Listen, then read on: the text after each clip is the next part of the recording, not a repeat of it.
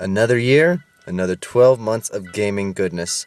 The 3D platformer made a resurgence, for better or worse. The Nintendo Switch made a huge splash for the industry, and is on its way to being my favorite console of all time. 2017 saw some really high highs, and some really low lows. But today, we're going to be celebrating the highs of 2017. Ladies and gentlemen, these are my top 10 games of 2017.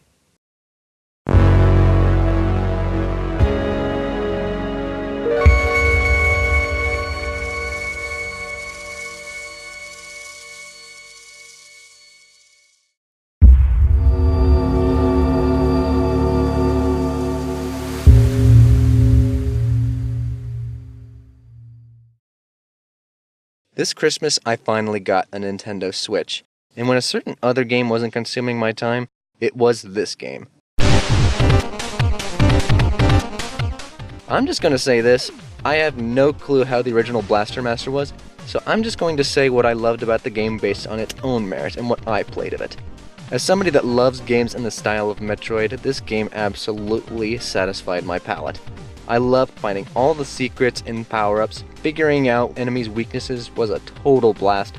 Boss fights, while initially simple, progressively got deeper and even more difficult. It also strikes a perfect balance between playing as the tank and going on foot. Eat your heart out, Arkham Knight!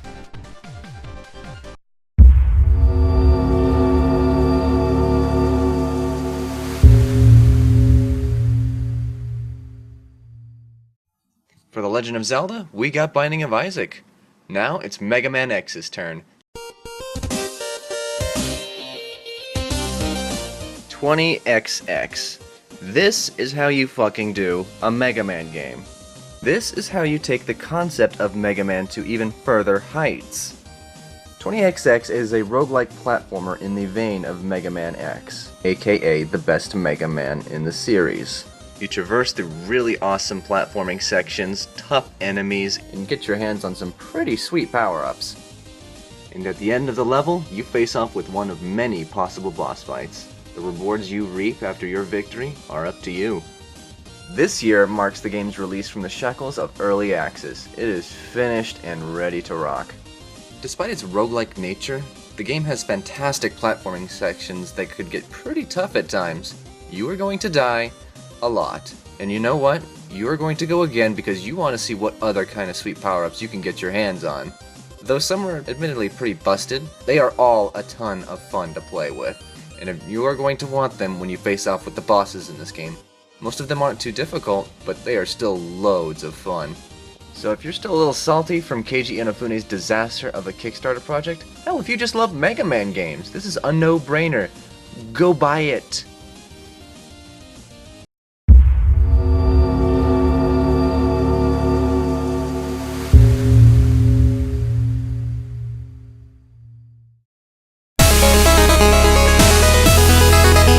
This is a Kickstarter gift that keeps giving. Shovel Knight Spectre of Torment is an expansion, but could honestly very well exist on its own as a prequel game. The basic fundamentals are still there, but quite a bit has been changed. Instead of choosing levels from a hub world like in Super Mario Bros. 3, you can now Mega Man your way through the stages. The new mechanics introduced in this new expansion work beautifully. The homing attacks make for some very challenging platforming. It actually makes things trickier than they were in the original game. Boss fights are as fun as ever, music is freaking amazing, and the difficulty still feels absolutely perfect. And you want to know the best part? If you already own the base game, the expansion is yours at no extra cost. Free DLC, ladies and gents. Crazy, right? I didn't initially understand the hype, but this expansion really helped me see it.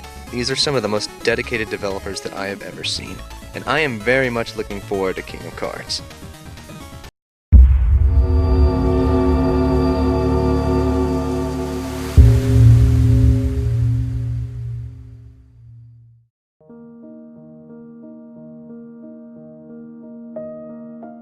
I really do not want to spoil too much about this game since it is really short.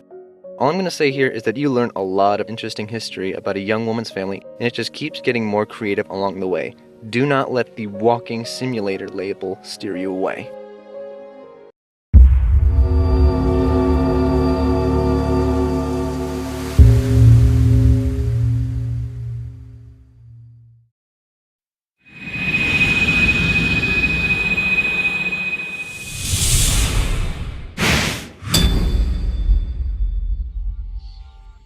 Was there anybody talking about this game? No? Why the hell not? You'd think the developers of Pokemon independently publishing their own game would have gotten a lot more attention than it did. I mean, look at it. It's really awesome. Well, fuck it. I'm gonna give this game the attention it deserves. As a fan of physics-based puzzle platform games like Portal, I just cannot recommend this game enough. The Metroidvania structure of getting power-ups for puzzles was also a total treat. I absolutely loved the approach this game took with its puzzles. Some actually had me staring for a while, but man was it satisfying to figure out. Combat was also brilliantly tied to the puzzle solving and added an interesting level of depth to each challenge. It's stuff like this that made boss fights crazy fun, not to mention tricky. Yeah, this game could get pretty difficult at times. Please don't let this game continue to be unnoticed. Buy it for the love of God!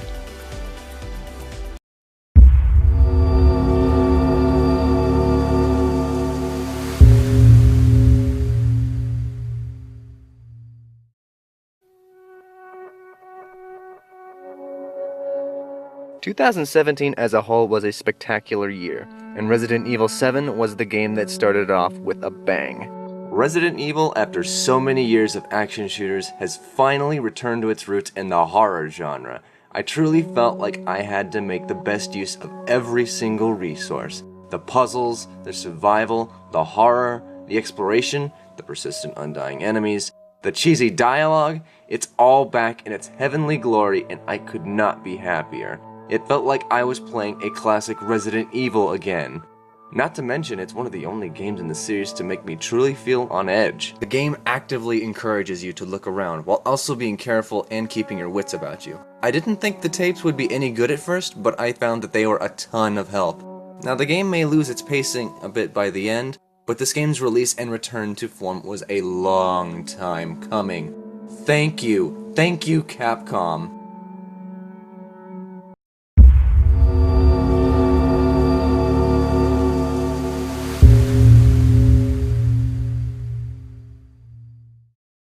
Following the trend of Kickstarter projects that don't suck, we have this little gem. I had actually never heard about this game until this year, and I gotta say, I'm very glad I heard about it. Thanks, Haydox! Okay, so I had so much fun in this game. Each world was designed excellently. The characters had buckets of charm. Sometimes just farting around got a good chuckle out of me, and I loved getting cool new hats to tackle more challenges. Getting from point A to point B never got old. There was always something going on to keep me engaged, and the bonus stages could be pretty tough at times. And yeah, I actually went out of my way to do some of the bonus stuff. I don't normally do that in games, but you bet your ass I went out of my way to find the cool secrets in this game. I never got to play Super Mario Odyssey, which is a huge bummer, but a hat in time made it sting a hell of a lot less, and for that, it gets my stamp of approval.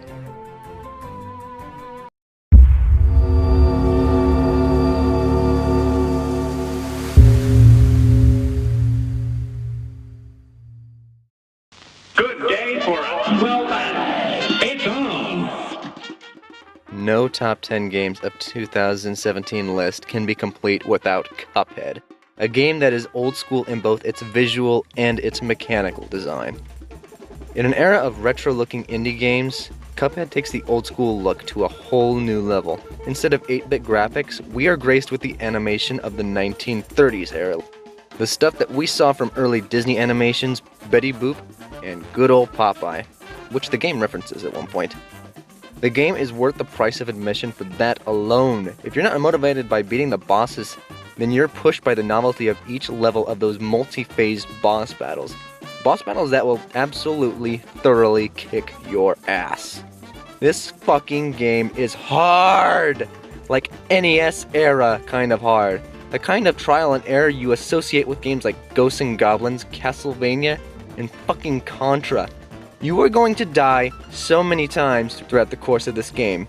I got frustrated so many times, but the game was so much fun that I just kept going and going and going. It's that kind of addictive difficulty that not even Dark Souls can capture. And if you didn't feel like you got your ass kicked hard enough, you can indulge your masochism in the game's fucking expert setting after you've beaten the damn game. God, I love Cuphead.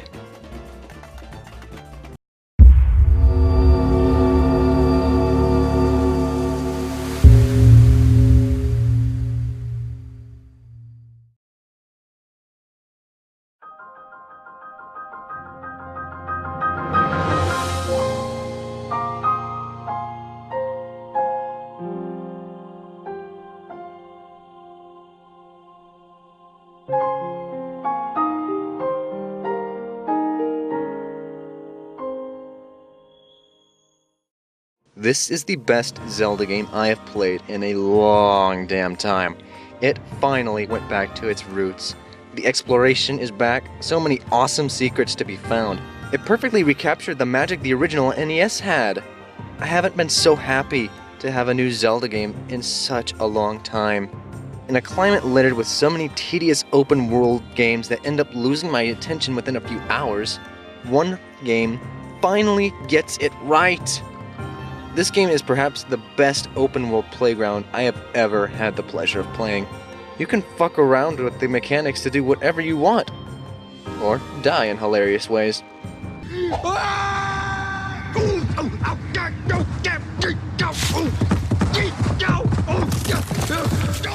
The Nintendo Switch came out guns blazing, and Breath of the Wild was perhaps the best way to kickstart its launch.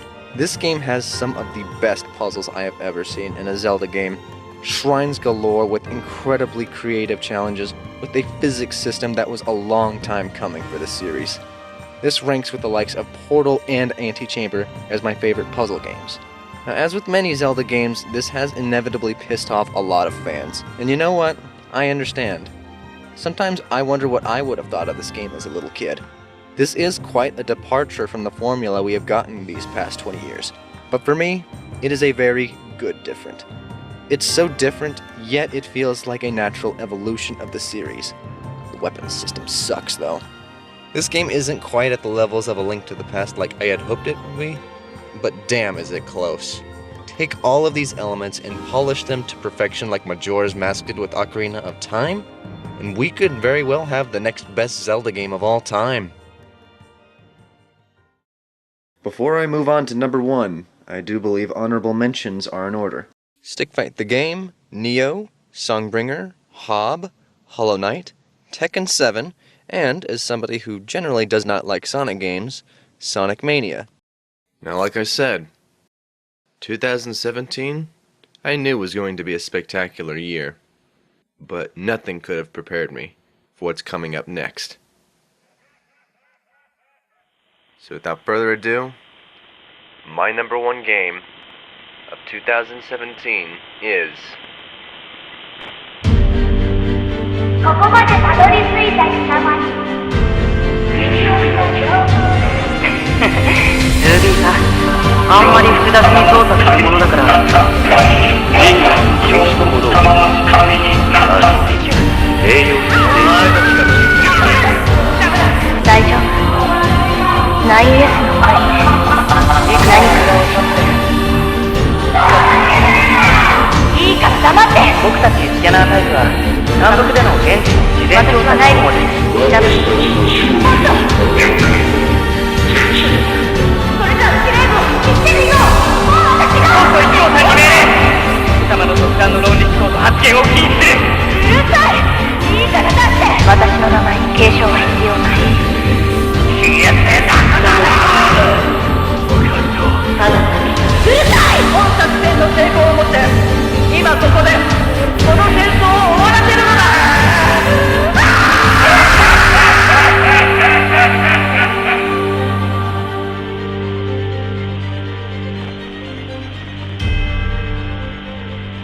すべての存在は滅びるようにデザインされている Nier Automata. How could I not put this at number 1? From beginning to end, this game was an absolute blast. There were all sorts of cool weapons and combinations to experiment with. I lost so many hours messing around with the chips and upgrading them. Its mix of bullet hell, side-scroller, and top-down dungeon crawling was absolutely beautiful. The gameplay was gloriously over the top. I mean, look at this shit, it's insane! Nier Automata is an experience that is constantly evolving and never lets up. And I'm not just talking about in its gameplay. Nier exists as something that can only be fully expressed in the form of a video game. The way it uses multiple perspectives to change the way the story is told and its implications, the way it changes certain mechanics as the game progresses, it makes full use of video games as a medium and tells an evocative story that is as thought-provoking as it is sorrowful. It slowly went from a fun romp to perhaps the biggest mindfuck I have ever experienced in gaming. It's a multi-layered story that gets better as the game goes on and even after the credits roll. It's not content with merely asking philosophical questions. This game takes a genuine look at the answers, for better or worse. It gets crazier and even more twisted as you keep going. Even the few times the gameplay was frustrating me, I just had to keep going to find out what would happen next. I could gush for hours and hours about how much I love this game, how I replayed the whole game and got every single data file, every single ending, every single weapon. I could go on about how I paced for hours thinking about its implications not only on the game's fantastic narrative but on existence as a whole. What has this game done to me? I have rewritten this script so many times, but I just cannot effectively articulate into words why this game resonated with me so much. Not even this game's #1 spot on this list is enough to do it justice. This game just needs its own video. There are many games I have a good time with. They have great gameplay, and I have a great deal of fun with them. By the end, I'm glad I played them. What's done is done, and I eventually move on. Then there are the games that I have a great time with. The gameplay is incredibly addictive, and I end up playing them years after I complete them. You know, the kind of games I'd like to come to Switch. But then there are these games. The games that truly strike a chord with me. The games I think about for years to come. The games that, when they're done, I'm not quite ready. I don't want it to be over. I don't want it to end. I just want it to last forever. The gameplay, the story, the characters. I'm not ready to leave them. These are the games that truly hold a special place in my heart. Nier Automata takes its rightful place with the ranks of these games. I will never forget this experience. I didn't get to see Yoko Taro's work in its beginning. I didn't play the original Nier or the Dragon Guard series. And quite frankly, I regret it. Because it would have made seeing this finally done justice all the sweeter.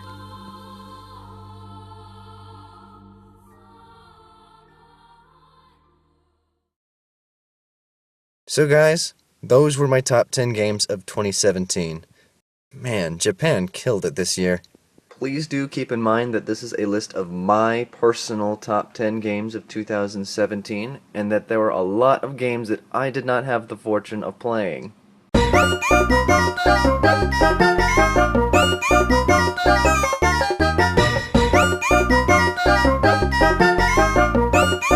So what games did you love this year? Comment below and let me know. And if you like what you've seen here and want to see more, stick around and subscribe to my channel. See you later.